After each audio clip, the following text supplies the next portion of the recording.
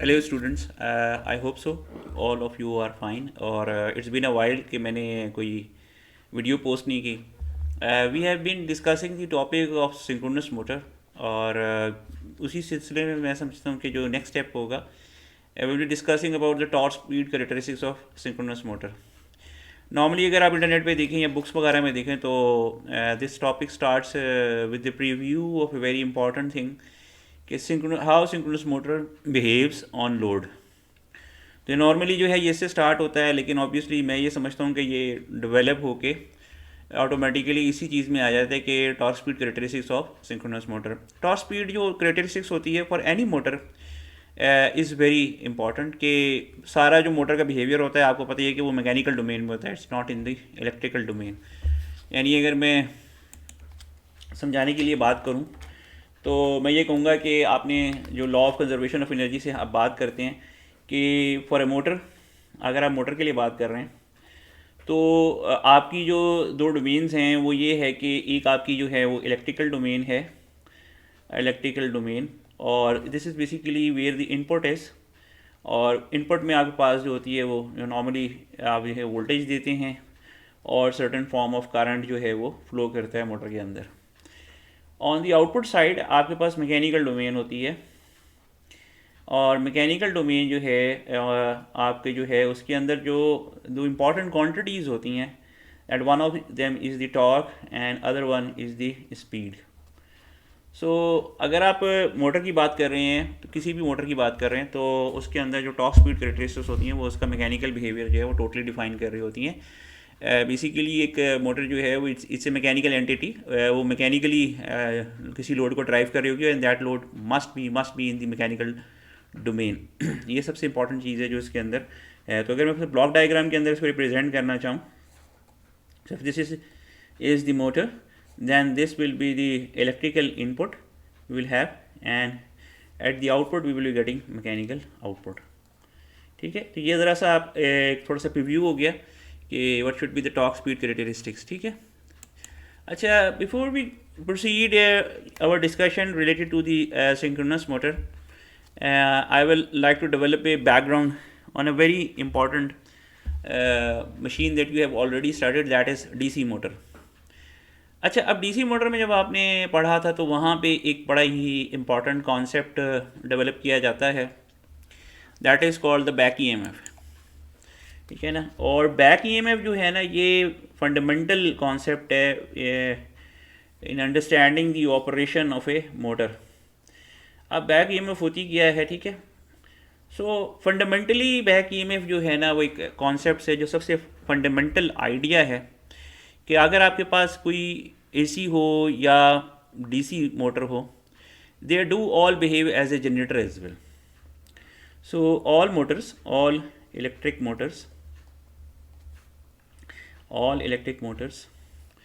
Weather AC और DC, ठीक है, एसी मोटर्स हों या डीसी मोटर्स हों, they behave as generator at the same time, ठीक है ना। तो अब ये जो कॉन्सेप्ट है ना ये सबसे इम्पॉर्टेंट कॉन्सेप्ट है कि उसकी वजह मैं थोड़ा सा इसको एक्सप्लेन करने की कोशिश करूँगा, मोटर और जनरेटर के प्रिंसिपल को, और उन दोनों की जो आपस की इंटर कन्वर्जन है या इंटर रिलेशन है वो गेट क्लियर हो जाए। तो बेसिकली जब आप जनरेटर की बात करते हैं तो उधर हम फैराडेज लॉ ऑफ इंडक्शन की बात करते हैं, इलेक्ट्रोमैग्नेटिक इंडक्शन की बात करते हैं, और उसके अंदर हम देखते हैं कि there should be a conductor and there should be a magnetic field.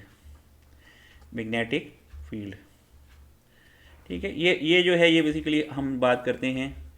और whenever in between them, इन दोनों के दरमियान जब भी रिलेटिव मोशन होगा तो रिलेटिव मोशन के नतीजे में इंडक्शन ऑफ ईएमएफ होगी, ठीक है। This is it, that is the basic fundamental जो आप जब भी किसी की बात करते हैं, स्पेसिफिकली जनरेटर की बात करते हैं तो वो ये आइडिया परसीव करता है। ठीक है, जब आप मोटर की बात करते हैं तो अगेन मोटर की जब आप बात करते हैं तो एक कंडक्टर होगा, लेकिन एट दिस टाइम वो करंट कैरिंग होगा। करंट कैरिंग होगा, ठीक है, और एक मैग्नेटिक फील्ड होगी। तो जब आप ये current carrying conductor magnetic field के अंदर प्लेस करेंगे तो there will be induction of torque, तो टॉर्क इंड्यूस होगी। अब ये दोनों कॉन्सेप्ट्स को आप समझ लें बड़ी इंटरेस्टिंगली। अगर मैं इस कॉन्सेप्ट को लेके चलूँगी, जो मोटर है और करंट कैरिंग कंडक्टर को हमने प्लेस किया, मैग्नेटिक फील्ड उसके अंदर है और उसके अंदर जो है इंडक्शन ऑफ टॉर्क हुई, तो आप बड़े हैरान होंगे कि जैसी इंडक्शन ऑफ टॉर्क होगी तो ऑब्वियसली कंडक्टर मूव करने लगेगा, ठीक है। जब कंडक्टर मूव करेगा तो there will be relative motion. जैसे ही कंडक्टर मूव करेगा, है तो ये करंट कैरिंग कंडक्टर, लेकिन क्योंकि अब ये मूव कर रहा है तो मैग्नेटिक फील्ड के अंदर मूव कर रहा होगा, लाजमी बात है, तो there will be relative motion, ये बड़ा इंपॉर्टेंट है। And when there will be a relative motion it will basically produce induction of EMF, ये ईएमएफ प्रोड्यूस कर देगी।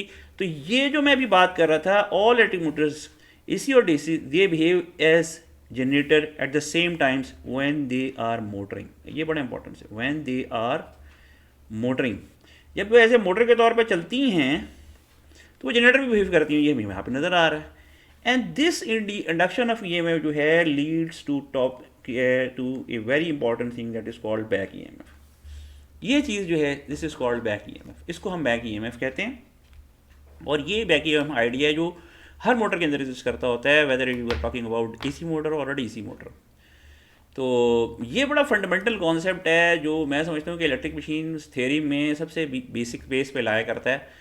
कोई भी स्टूडेंट जो इस सब्जेक्ट को पढ़ रहा होता है ना, मैं हमेशा एक बात देता हूँ कि कॉन्सेप्चुअली पढ़ें इसको। बहुत सारे लोग इसकी प्रॉब्लम्स वगैरह को सॉल्व भी करते हैं। इट्स क्लियर कि आप प्रॉब्लम सॉल्व करें, मैं प्रॉब्लम सॉल्व करने से नहीं मना करता, लेकिन एट द सेम टाइम एक बड़ी डीप अंडरस्टैंडिंग डेवलप करने के लिए भी कहता हूँ कि मोटर और जनरेटर्स के अंदर आपको एक डीप अंडरस्टैंडिंग डेवलप करनी पड़ेगी, then it will become very easy to get to the concepts, और अदरवाइज ये बड़ा मुश्किल हो जाता है, ठीक है।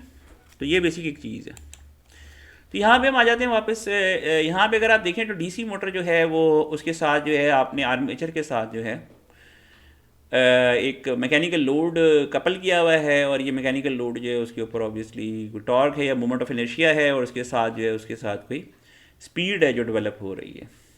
साथ मैंने ना इलेक्ट्रिकल इक्वेशंस दी हुई हैं, और इसके अंदर जो है मैंने बैक ईएमएफ के लिए भी इक्वेशन दी हुई है, और इसी के अंदर जो ओवरऑल वोल्टेज जो डीसी मोटर पे अप्लाई की जाती है उसकी भी इक्वेशन दी हुई है। तो नॉर्मली एक बड़ा इंटरेस्टिंग कॉन्सेप्ट है कि जो अच्छा डीसी मोटर चल रही होती है उसके ऊपर लोड तो मैकेनिकल डोमेन में लगाया जाता है, तो how it responds in the electrical domain. Obviously electrical domain में वो करंट ड्रॉ करेगी, जब उसके ऊपर लोड लगाया जाएगा तो करंट ड्रॉ करेगी। कैसे रिस्पॉन्ड करती है, किस तरीके से आपस में इनके इंटरकनेक्शन होता है। So let us come back. तो पहली चीज़ जो यहाँ पे मैंने अभी आपको लिखी वो आपने देखी, वो थी बैक ईएमएफ का कॉन्सेप्ट था। तो बैक ईएमएफ जो है इसके अंदर अगर हम डीसी मोटर के अंदर देखें तो वो मैंने गिवन की है, इस is not is given by के फाई ओमेगा, इससे दी जाती है। और हमारे पास जो आर्मेचर के अंदर करंट आता है जो इवेंचुअली बेसिकली टॉर्क डेवलप करता है, वो वोल्टेज जो अप्लाइड वोल्टेज होती है minus back EMF over armature resistance, ठीक है। अप्लाइड वोल्टेज ये आपकी है जो आपने की हुई है, उसमें आप देख सकते हैं। अगर मैं सिंपली अगर मैं एक बनाता हूँ, एक छोटा सा सर्किट बना लेता हूँ, इक्विवेलेंट सर्किट जो मोटर को रिप्रेजेंट करता है, ये आर्मेचर रेजिस्टेंस है, यहाँ पे वोल्टेज अप्लाइड है that is plus minus V, ठीक है। और इसके अंदर जो है आपके पास बैक ईएमएफ अवेलेबल हो रही है, ये आपके पास आर्मेचर रेजिस्टेंस है, यहाँ पे सर्टेनली कोई करंट फ्लो कर रहे थे, आर्मेचर करंट। ये बेसिकली एक मोटर के इक्विवेलेंट सर्किट की रिप्रेजेंटेशन है। तो अगर मैं ये जो मेरे पास शाफ्ट है इसके ऊपर कोई मैकेनिकल लोड लगाता हूँ जो कि मैकेनिकल लोड है, तो मेरी मोटर को पता कैसे लगता है, यानी this is in the mechanical domain and the response comes in the electrical domain, ये सबसे important. And when you go into the deep details आपको पता लगेगा कि इसमें बैक ईएमएफ का बहुत रोल है। बैक ईएमएफ इसके अंदर रोल प्ले करती है। वो कैसे प्ले करती है, जैसे ही आप इसके ऊपर लोड लगाते हैं, सो लेट सपोज जो मोटर जो टॉर्क डेवलप कर रही है वो इस डायरेक्शन में है, let suppose this is clockwise, तो जो लोड होगा ना, लोड वो क्लॉकवाइज में नहीं होगा, it is in the anti clockwise direction. तो पहले तो आपको ये समझना पड़ेगा कि आपकी जो मोटर टॉर्क डेवलप कर रही है वो क्लॉकवाइज है, ठीक है, और जो लोड आपने अप्लाई किया है दैट इज़ एंटी क्लॉकवाइज। सो जैसे ही आप लोड लगाते हैं तो जो टॉर्क डेवलप हो रही थी उसके अगेंस्ट टॉर्क लगती है लोड की, और वो स्पीड स्लो डाउन कर देगा आपकी मोटर की। So when the speed slow down, ये स्पीड जब आपकी स्लो डाउन करती है, इवेंचुअली इस इक्वेशन की मदद से अगर मैं देखूं तो मेरी जो बैक ईएमएफ होती है वो कम हो जाती है। ठीक है, अब अगर इस इक्वेशन में मैं देखूं वोल्टेज कांस्टेंट है, अप्लाइड कांस्टेंट है, और आर्मेचर रेजिस्टेंस भी कांस्टेंट है, तो अगर बैक ईएमएफ कम हो जाएगी तो दिस में leads to decline in armature current. Armature current कम हो जाएगा। आप कहेंगे आर्मेचर करंट कैसे हो गया, तो अगर आपको वहाँ पे देखा हो, आपको डीसी मोटर में आपने स्टडी किया हो, तो जो टॉर्क इंड्यूस थी मोटर की तरफ से, टॉर्क इंड्यूस थी, दैट इज डिपेंडेंट ऑन के फाई आई ए। सो जब टॉर्क, ये जब करंट जो है, सॉरी, ये करंट इंक्रीज कर जाएगा, ओहो मैं सॉरी। सो अगर आपका ये ई बी का फैक्टर कम होगा तो इसके इक्वेशन देखें तो आपका जो करंट का फैक्टर वो बढ़ जाएगा, और जब आपका करंट का फैक्टर बढ़ेगा तो आपकी इंड्यूस टॉर्क बढ़ जाएगी। सो इसका नतीजा ये होगा कि इंड्यूस टॉर्क जब इंक्रीज करके बैलेंस करेगी टॉर्क ऑफ लोड को, और डीसी मोटर जो है एक नई स्पीड पे, जो कि थोड़ी सी कम होगी जो पहली वाली स्पीड थी, उस पर चलेगी और टॉर्क, लोड के टॉर्क को बैलेंस कर देगी। तो इस सारी डिस्कशन से अगर आप देखें तो आपको बैक ईएमएफ का इंटरेस्टिंग रोल नज़र आएगा कि जी back EMF is playing a very important role, and that it is making it possible, it is the regulating mechanism with the help of which आपकी मोटर जो है वो एक्स्ट्रा लोड को कैरी कर रही है या सेटिस्फाई कर रही है, और आपकी मोटर चलती जा रही है। तो ये थोड़ा सा इसको बैकग्राउंड था इस पूरी डिस्कशन का, क्योंकि अदरवाइज हमें नहीं समझ आता कि अच्छा सिंक्रोनस मोटर फिर क्या करेगी। तो यहाँ पे अगर आप देखें तो मोटर ने जो है ये सब चीज़ करने के लिए अपनी स्पीड को स्लो डाउन कर दिया। तो अब इसका रिलेशनशिप सिंक्रोनस मोटर से क्या बनता है? भाई देखिए, सिंक्रोनस मोटर से तो इसका रिलेशनशिप बहुत ज़्यादा बनता है, इस लिहाज से कि सिंक्रोनस मोटर की तो स्पीड ही एक है, it always operate on the synchronous speed. इसकी आप स्पीड चेंज नहीं कर सकते। तो अगर आप स्पीड ही चेंज नहीं कर सकते तो फिर मोटर कैसे बिहेव करेगी, उसका फिर रिलेशनशिप क्या बनेगा, how it will basically going to relate itself, के वो उस एक्स्ट्रा लोड जो आएगा उसको कैसे सेटिस्फाई करेगी। अब ये हमारे लिए जो है वो एक सवाल बन जाता है। तो ये मैंने ये इसीलिए जो है ये जो बैकग्राउंड क्रिएट किया है वो इसीलिए किया है कि कोई बंदा भी जो देख रहा है उसको पता होना चाहिए कि आखिर क्वेश्चन है क्या जी, कि सिंक्रोनस मोटर ऑन लोड कैसे बिहेव करती है। ठीक है, ये सारा बैकग्राउंड हो गया डीसी मोटर के वाले से। अच्छा, अब हम चलते हैं सिंक्रोनस मोटर पे, लेकिन यहाँ पे मैं आपको वही बताऊँगा, ये स्लाइड मैंने प्रीवियस वीडियो के अंदर भी इंक्लूड की थी, और every time you study synchronous motor please do keep this thing in mind कि आपकी जो सिंक्रोनस मोटर है it is a doubly excited motor. और मैंने डबल एक्साइटेशन पिछली बार भी वीडियो में डिफाइन की थी, फिर दोबारा डिफाइन करता हूँ। डबल एक्साइटेशन का मतलब ये है कि आप दो तरह की सप्लाईज देते हैं अपनी सिंक्रोनस मोटर को। क्या आंसर देते हैं? रोटर को आप देते हैं डीसी एक्साइटेशन, और रोटर को आप चलाते हैं एक प्राइम मूवर से, क्योंकि ये सेल्फ स्टार्टिंग नहीं होती। You can see at my previous video, self starting motor नहीं है ये। तो रोटर को आप चलाते हैं किसी प्राइम मूवर से, जो कि कोई मोटर भी हो सकती है, पोनी मोटर हो सकती है, कोई इंडक्शन स्मॉल इंडक्शन मोटर हो सकती है, कोई स्मॉल डीसी मोटर हो सकती है, और मैंने बड़ी टाइप्स जो है सिंक्रोनस मोटर को स्टार्ट करने के लिए मेथड्स बताए थे, वो आप ज़रा वीडियो जाके देखिएगा, वो देर वेरी इंटरेस्टिंग। तो दूसरी जो सप्लाई आप देते हैं वो स्टेटर को आप 3 phase AC supply, balance supply देते हैं। तो आप दो सप्लाईज दे रहे होते हैं, एक डीसी सप्लाई दे रहे होते हैं, एक 3 फेज AC सप्लाई दे रहे होते हैं आप सिंक्रोनस मोटर को। ये दोनों जो सप्लाईज हैं ये दो तरह की मैग्नेटिक फील्ड्स प्रोड्यूस करती हैं। एक मैग्नेटिक फील्ड प्रोड्यूस होती है जो रोटर की मैग्नेटिक फील्ड होती है, क्योंकि आपने उसको डीसी एक्साइटेशन दी है तो वो एक uniform constant magnetic field produce करता है। लेकिन जब आप उसको रोटेट प्राइम मूवर की मदद से उसको चलाते हैं, किस स्पीड पे? सिंक्रोनस स्पीड पे चलाते हैं, तो आपके पास एक रोटेटिंग मैग्नेटिक फील्ड बन जाती है। ठीक है, एक रोटेटिंग मैग्नेटिक फील्ड बन जाती है। ये बड़ा अहम है, जो आपने दरअसल इसको जहन में रख लें। और जब 3 फेज AC सप्लाई अगर आप किसी भी 3 फेज वाइंडिंग को देते हैं तो eventually it will lead into A rotating magnetic field. इसकी भी वीडियो है और वो आप देख सकते हैं। तो वो आप देख सकते हैं कि रोटेटिंग मैग्नेटिक फील्ड का कॉन्सेप्ट भी बहुत बहुत फंडामेंटल है in understanding 3 phase AC machines. 3 phase AC machines को समझने के लिए रोटेटिंग मैग्नेटिक फील्ड का सबसे फंडामेंटल कॉन्सेप्ट है।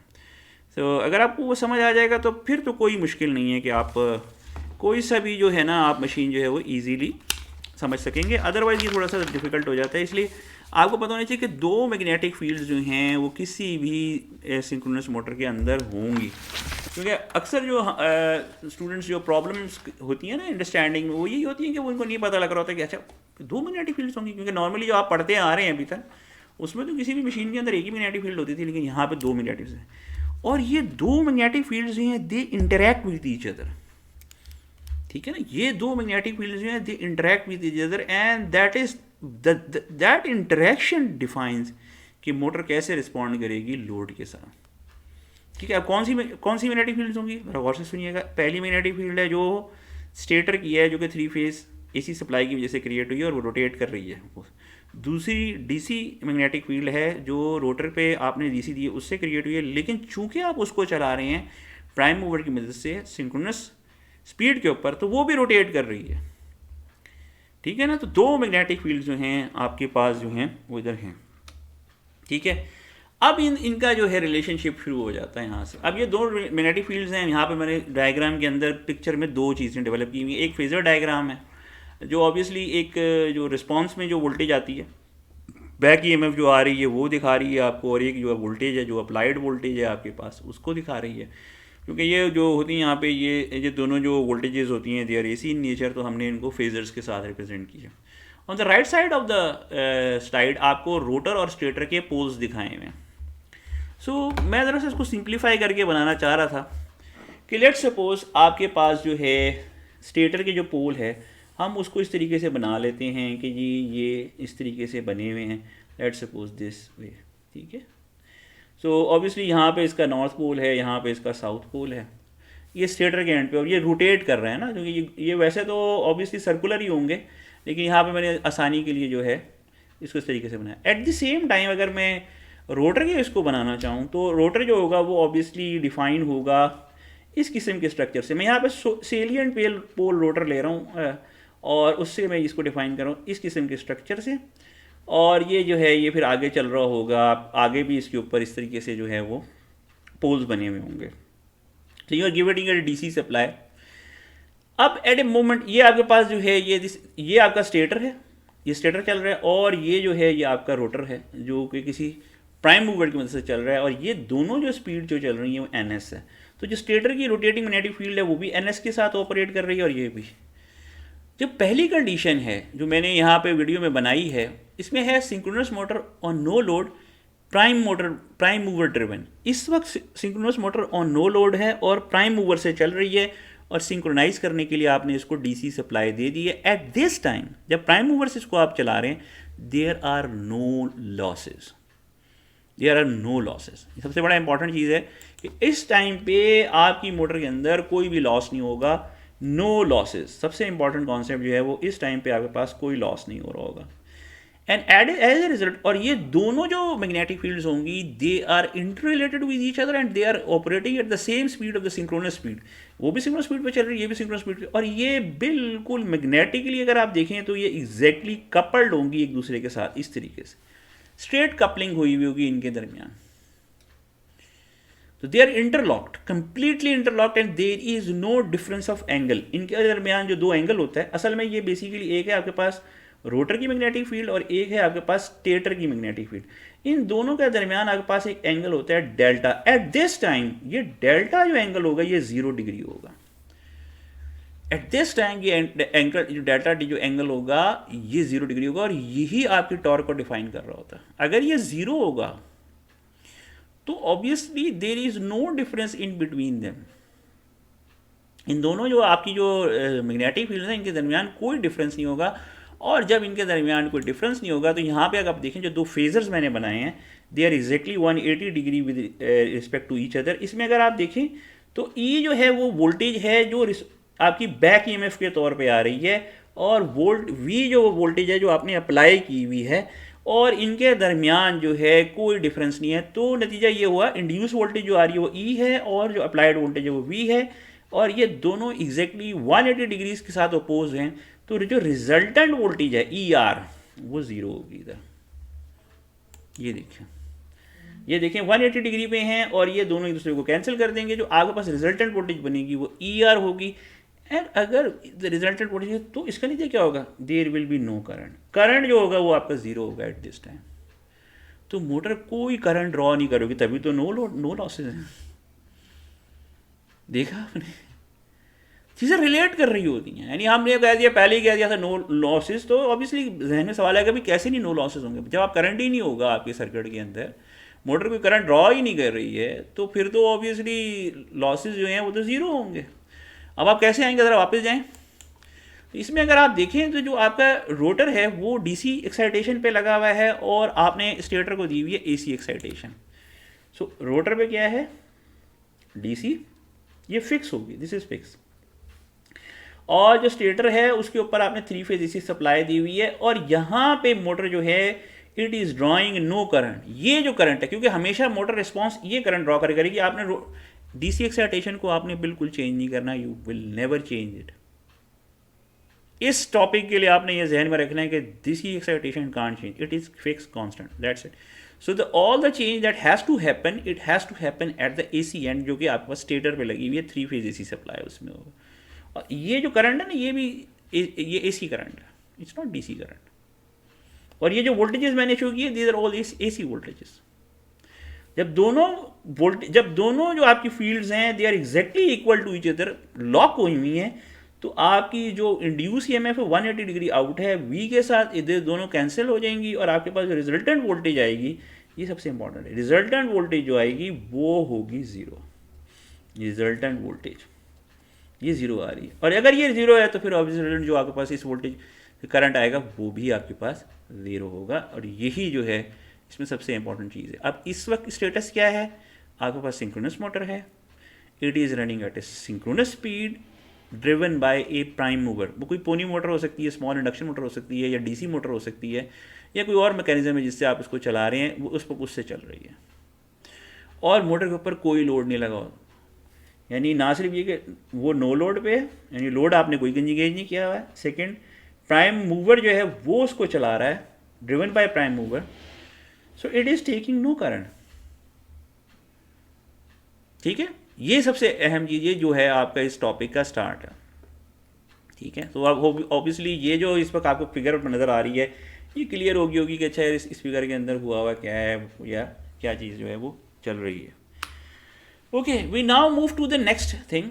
इस चीज़ में मैंने क्या किया है कि अब आपने क्या किया कि प्राइम मूवर रिमूव कर दिए, और जब आप प्राइम मूवर रिमूव कर देते हैं तो थोड़ा सा जो आपका रोटर है वो टेंड टू लैग और fall a little bit angle between the होता। और अगर मैं उसको यहाँ पर रिप्रेजेंट करना चाहूँ, जैसे पहले एक मैंने रिप्रेजेंटेशन बनाई थी, मैं वैसे ही एक रिप्रेजेंटेशन बना लेता हूँ, और उसके अंदर मैं इसको थोड़ा सा हाईलाइट करना चाहूँ। तो ये जो बनी हुई है रिप्रेजेंटेशन, ये तो मैंने बनाई हुई है ना, सर्कुलर बनाई हुई है, जिसमें मैंने दिखाया है कि रोटर थोड़ा सा फॉल कर रहा है आपकी उसके साथ। तो यहाँ पे अगर मैं इसको बनाता हूँ,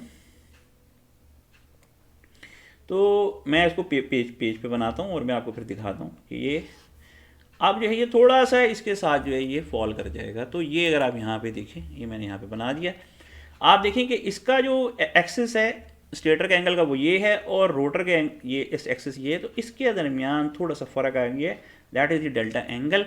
और इस डिफरेंस की वजह से क्या होगा, हाँ जी, what will happen due to this difference. हाँ जी, अब ये आप थोड़ा सा बड़ा इंटरेस्टिंग है कि आप पहले जो वोल्टेजेस जो थी they are exactly out of phase 180 degree. अब अप्लाइड वोल्टेज जो उसी फिक्स डायरेक्शन में रहेगी, उसको तो आप ना छेड़ें, वो तो उसकी कोई वो नहीं है। लेकिन जो आपके पास रिस्पॉन्स में इंड्यूस ईएमएफ आ रही थी, वो अब जो है वो लैग करेगी, और वो एक एंगल से लैग करेगी, इज कॉल्ड डेल्टा।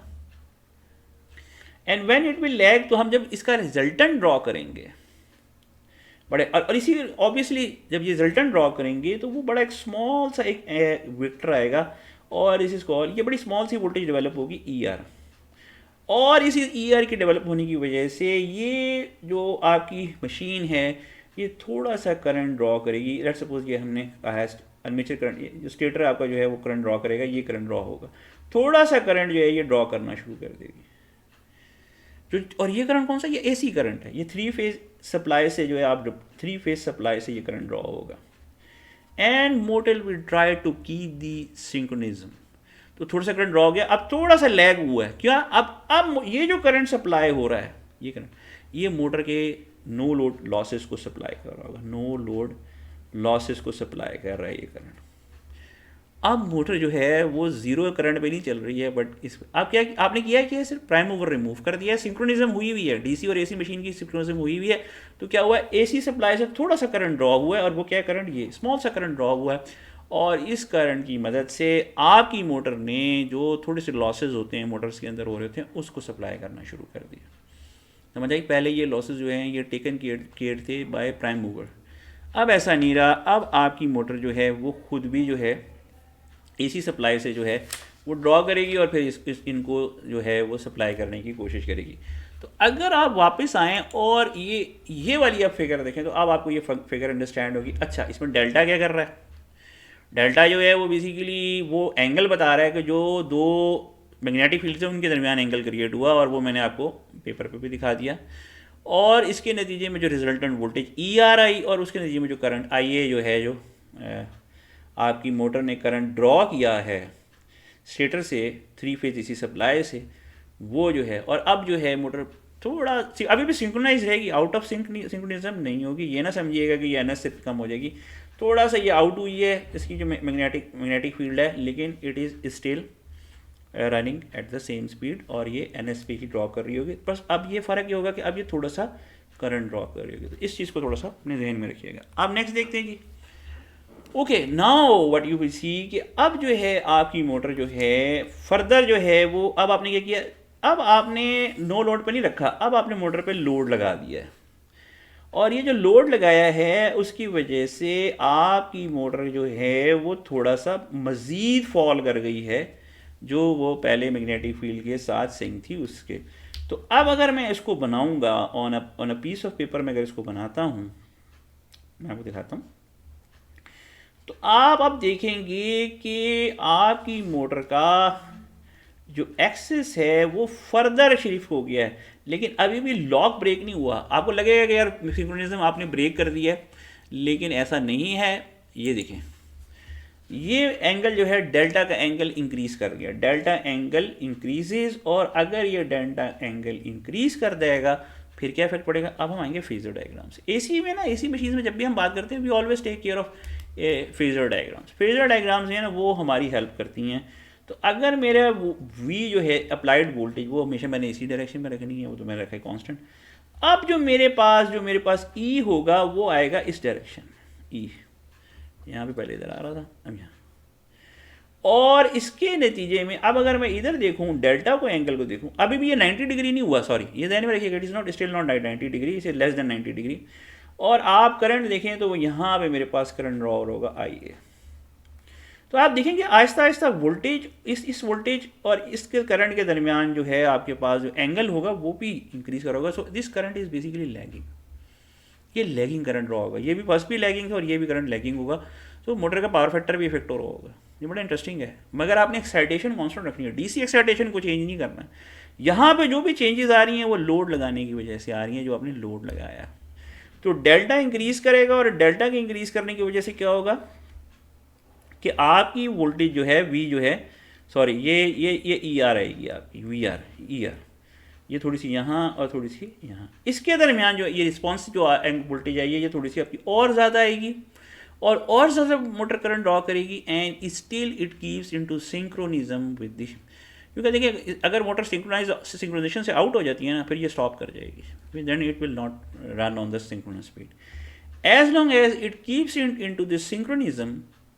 तो ये अब इसका मतलब क्या हुआ, मोटर एक्स्ट्रा करंट ड्रॉ कर रही है और अपने आप को स्टिल जो है वो मैनेज कर रही है on to run on the synchronous speed. तो करंट बढ़ता जाएगा। जब आपने शुरू में देखा करंट नहीं था, जब आप प्राइम मोटर से ड्राइव कर रहे थे, फिर आपने प्राइम मूवर रिमूव किया तो वो करंट देने लग गई, थोड़ी सी एसी फेज सप्लाई से करंट देना शुरू कर दिया। अब आपने लोड लगा दिया उसके ऊपर, तो फर्दर स्पीड नहीं गिरेगी, याद रखिएगा, स्पीड इसकी कांस्टेंट रहती है, और यही सबसे इसमें इंपॉर्टेंट पॉइंट है जो अंडरस्टैंड करना है। स्पीड नहीं चेंज करेगी। यहाँ पे मैं ये जो दिखा रहा हूँ अभी भी सिंक्रोनाइजेशन से आउट नहीं हुई। कब तक नहीं होती, जब तक कि delta is less than 90 degree. जब तक डेल्टा 90 डिग्री से लेस है तब तक ये कभी भी सिंक्रोनाइजेशन आउट नहीं होगी और ये चलती रहेगी। और मगर इसकी स्पीड जो मैग्नेटिक फील्ड्स के दरमियान एंगल है ना, वो थोड़ा सा इंक्रीज़ करता जाएगा, जो रोटर की मैग्नेटिक फील्ड और स्टेटर की मैग्नेटिक फील्ड के दरमियान एंगल है। और जब वो इंक्रीज़ करेगा तो हमारे पास रिजल्टेंट वोल्टेज आएगी और रिजल्टेंट वोल्टेज के रिस्पॉन्स में करंट आएगा। करंट जो है वो एसी सप्लाई से, जो 3 फेज एसी सप्लाई स्टेटर के ऊपर जो लगी हुई है, उससे ड्रॉ होगा। तो ये आप सबसे इंपॉर्टेंट कॉन्सेप्ट्स हैं जो यहाँ पे हैं। ये इंटरलिंक्ड है ना, यानी चीज़ें आप अब आप देखेंगे तो अब आपको ये समझ आएगी, अच्छा यार ये बनी हुई है। ठीक है, थोड़ा सा बैकग्राउंड जो है ना आप लेके चलेंगे साथ तो फिर ईजी हो जाता है। देखें किस तरीके से यहाँ बैक ईएमएफ इस केस के अंदर भी है, डीसी के अंदर भी थी, उसके अंदर भी बैक ईएमएफ है, क्योंकि ये जो रिस्पॉन्स में वोल्टेज आती है आपके पास, ये उसी चीज़ से रिप्रेजेंट कर रही है और ये उसी चीज़ को हाईलाइट कर रही है। तो यहाँ पे ये चीज़ हो गई। अब हम चलते हैं नेक्स्ट पे। तो अब हमने क्या देखा कि ये पुल आउट की बात हो रही है, पुल आउट टॉर्क। तो ये क्या होती है, ये maximum value of torque that motor can develop without losing इस सिंक्रोनिज्म। ये पुल आउट टॉर्क, ये बड़ा इंपॉर्टेंट डेफिनेशन है जो आपने अपने जहन में रखनी है कि जो आपकी सिंक्रोनस मोटर है चलती रहेगी, लोड लगाते रहेंगे तो चलती रहेगी जब तक कि ये अपनी limit that is called the pull out torque limit जो है उस तक नहीं पहुंच जाती। ये जो भी लोड आप लगाएंगे उसको सपोर्ट करेगी और कांस्टेंट स्पीड पे चलती रहेगी। सो द मैक्सिमम और pull out torque occurs when delta is equal to 90 degree. यहाँ पे हमने अब आप देखें, यहाँ पे ये जो ग्राफ बना हुआ है किन दो क्वांटिटीज में, it is between the load angle जो कि मैं शुरू से बता रहा था डेल्टा था, और टॉर्क प्रोड्यूस जो आप टॉर्क प्रोड्यूस कर रही है मोटर उसके दरमियान था। ठीक है, तो normal full load torques are much less than that. जो आप फुल लोड टॉर्क्स लगाते हैं वो काफ़ी कम होती हैं, लेकिन पुल आउट टॉर्क तो बहुत ज़्यादा होती है। However in fact the pull out torque में टिपिकली भी 3 times of the full load torque. तो जो पुल आउट टॉर्क होती है ना, ये 3 टाइम्स होती है आपकी फुल लोड टॉर्क से ज़्यादा होती है। फुल लोड टॉर्क कम होती है पुल आउट टॉर्क से। तो ये दोनों आप देख सकते हैं, फुल लोड टॉर्क क्या है, पुल आउट टॉर्क क्या है। पुल आउट टॉर्क ये नहीं होती कि आप कॉन्स्टेंटली चलाएं। फुल लोड टॉर्क वो है जो आप एक कॉन्स्टेंट मैक्सिमम लोड लगा के मोटर को बहुत देर ऑपरेट कर सकते हैं। पुल आउट टॉर्क होती है कि फॉर सर्टन टाइम ये एग्जिस्ट करती होती है and it is more than 3 times of the full load torque. Full load torque वो होगी जिस पे आपकी जो मशीन है वो तकरीबन जो उसका रेटेड करंट है वो ड्रॉ करती है। सबसे इंपॉर्टेंट है ये, जो उसका रेटेड करंट ड्रॉ करती है तो वो उसकी फुल लोड टॉर्क होगी, या उससे ज़्यादा भी ड्रॉ कर सकती है। लेकिन बहरहाल ये तो आप ज़्यादा इसको जो है, जो आपकी जो पुल आउट टॉर्क है वो ज़्यादा देर नहीं लगा सकते। That is basically for certain time आप लगाएंगे फिर देन इट विल अदरवाइज अगर आप इससे इतनी लगा देते हैं तो मोटर में लूज सिंक्रोनिज्म, और अगर सिंक्रोनिज्म लूज करेगी तो फिर it will eventually comes to rest. तो ये थोड़ा सबसे अहम था। अच्छा, इसी चीज़ को अगर हम आगे लेके चलें, अब वो कंक्लूजन्स हो गया। अब ये सारी जो डिस्कशन है उसके कंक्लूजन्स क्या हैं, तो उसमें क्या है कि जी डीसी मोटर का तो हमने देखा कि वो स्लो डाउन करके रिस्पॉन्ड कर रही थी और जो है लोड को रिस्पॉन्ड कर रही थी। लेकिन सिंक्रोनस मोटर में ये नहीं। The synchronous motor is able to supply the increasing mechanical rules. ये कैसे सप्लाई कर रही है? Not by decreasing in speed, speed decrease नहीं करती है, but by shifting the position of rotor poles with respect to the stator poles. थोड़ी सी जो पोजिशन थी, जैसे मैंने अभी आपको दिखाई थी, मैं आपको दोबारा वापस लेके जाता हूँ और फिर यहाँ पे जो मैंने सारी डिस्कशन की थी, देखें पहले ये थे, ये स्टेटर के पोल्स थे, ये रोटर के पोल्स थे, देर बेसिकली इन लाइन, तो यहाँ पर डेल्टा 0 था। फिर ये थोड़ा सा इसको पोजीशन शिफ्ट की, डेल्टा एंगल थोड़ा सा इंक्रीज हुआ और इसने सपोर्ट किया। फिर आपने फर्दर इनको स्विच की और इसने फिर जो है इसको सपोर्ट किया। तो ये जो मोटर होती है ये स्टेटर और रोटर के जो मैग्नेटिक पोल्स होते हैं उनको आपस में शिफ्ट करके एक्स्ट्रा करंट को जो है ये सेटल कर रही होती है। ठीक है, so the when the load applied to the shaft of the motor is increase. जब शाफ्ट पे आप लोड लगाएंगे, ऑब्वियसली कोई मैकेनिकल लोड कबल करेंगे, the rotor poles and induce EMF fall back. तो रोटर पोल्स और इंड्यूस ईएमएफ फॉल बैक करेगी and the load angle increases and the increase in the load with increase when delta increases the resultant voltage increase. जब resultant voltage increase हो जाएगी तो फिर आप further जो है and so does the armature current, आप फर्दर करंट ड्रॉ करेंगे और ये 3 फेज एसी सप्लाई से होगा। ठीक है, तो ये जो है ये ओवरऑल सारी थ्योरी है। मेरे लिहाज से अगर हम यहाँ पे देखें ना, तो एक सबसे इंपॉर्टेंट क्वेश्चन जो मैं आपसे पूछना चाहूँगा और मे बी आपके जहन में खुद भी आ रहा होगा कि can you write a comparison of a DC motor and a synchronous motor in, और ये कंपैरिजन क्या होगा, किस तरीके से ये जो दोनों मोटर्स हैं किसी मैकेनिकल लोड को रिस्पॉन्स करती हैं। डीसी मोटर रिस्पॉन्स करती है by bringing down its speed, synchronous motor respond करती है by shifting the poles of rotor magnetic field and the stator magnetic field के रोटर्स को शिफ्ट करके रिस्पॉन्ड करती है। तो ये ज़रा सबसे इंपॉर्टेंट पॉइंट है, और ये बड़ा मैं समझता हूँ कि बड़ा टेक्निकली बड़ा इंटरेस्टिंग होता है। If you are able to answer this question और इसको आप सेटल कर लेना इस कॉन्सेप्ट को, तो फिर ये आपको समझ आ जाएगी कि आपके पास जो सिंक्रोनस मोटर है वो क्या है। Now we come to the last slide and that is the torque speed characteristics of synchronous motor. यहाँ पे आप देख सकते हैं कि ये तो बहुत ही सिंपल सी चीज़ है। आपकी जो मोटर की जो स्पीड है वो एक फिक्स स्पीड है, जो कि that is the synchronous speed, जिस पे आपकी मोटर चलेगी। और वो आप देखते हैं कि वो स्ट्रेट लाइन है, क्योंकि हमने यहाँ पे स्पीड ली है ऑन द हॉरिजेंटल एक्सिस। तो ये स्ट्रेट लाइन जो है ना on the horizontal axis, it represents a single speed.